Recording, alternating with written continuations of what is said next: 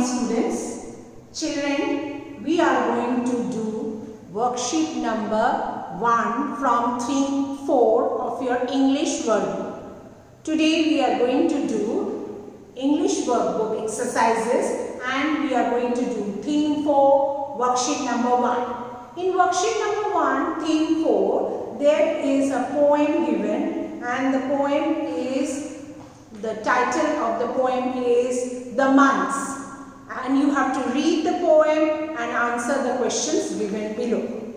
And the poem is written by Sarah Coleridge. Children, this poem talks about the condition of England, and so you may find some of the things which are little different from our country India.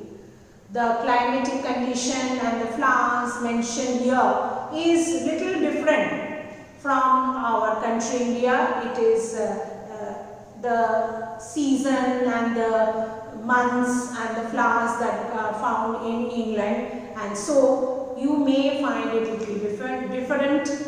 But let us read the poem and answer the questions. The Months, written by Sarah Coleridge. January brings the snow, makes our feet and fingers glow. February brings the rain, thaws the frozen lake again. March brings breezes loud and shrill, stirs the dancing daffodil.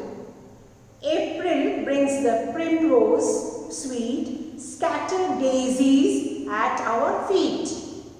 May brings flocks of pretty lambs, skipping by their fleecy dams.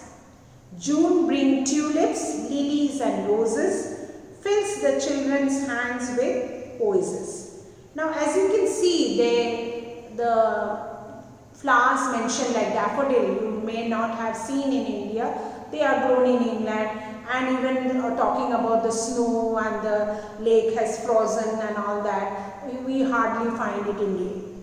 So the speaker talks about the weather condition in different months.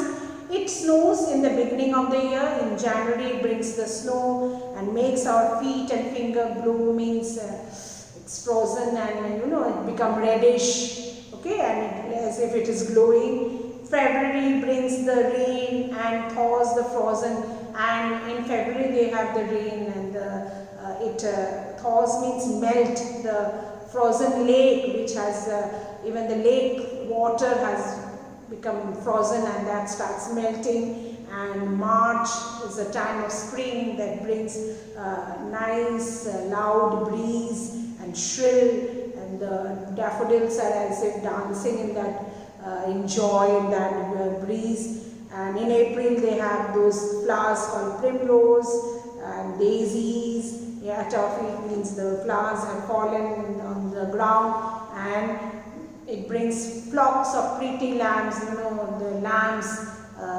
that move in a flock, in a group, and skipping up their fleecy lambs and their hair, the fur on their body.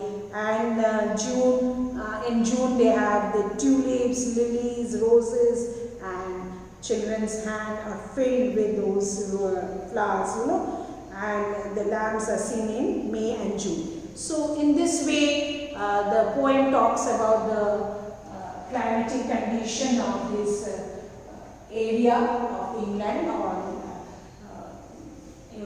Great Britain. Let us do the questions which are mentioned in the means your worksheet number 1, and we have to read the poem and answer this question. Already I have read the poem.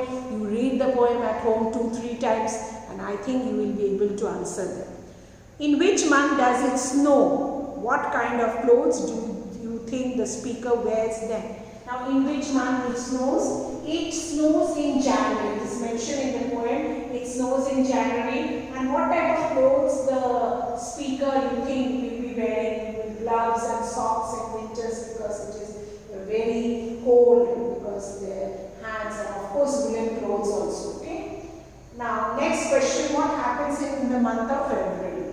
Now, in month of February brings the rain, and it becomes warmer, that makes the lake melt and flow. So it is mentioned in the poem that in the month of February it starts raining and the frozen lake has melted and it starts flowing. So I have written in this way, the month of February brings the rain and it becomes warmer. The climate is a little warm and that's why that makes the lake melt and flow. Okay? Coming to the third question, explain the lines. March brings breezes, loud and shrill, stirs the dancing daffodil. Daffodil is a kind of a flower. In March, loud and sharp breeze blow and and makes the daffodil flowers move as if dancing in joy. So very loud breezes blowing, and shrill means as if sometimes very hard wind is blowing and then they make this shoo like this sound and you can feel that shrill. So the daffodils are moving because the breeze is quite hard and it may as if it seems that the daffodils are dancing in joy because the winter is over. Coming to fourth question, name one flower that is seen in April and one flower that is seen in June. Now here the flower primrose in April and tulips in July.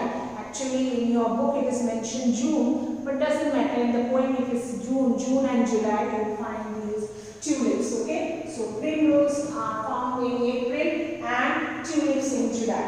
Coming to the fifth question, who comes skipping along in the May? Skipping along in the May, the flocks of lamb skipping along in May. They actually come skipping along in the May because they are moving. They are very happy.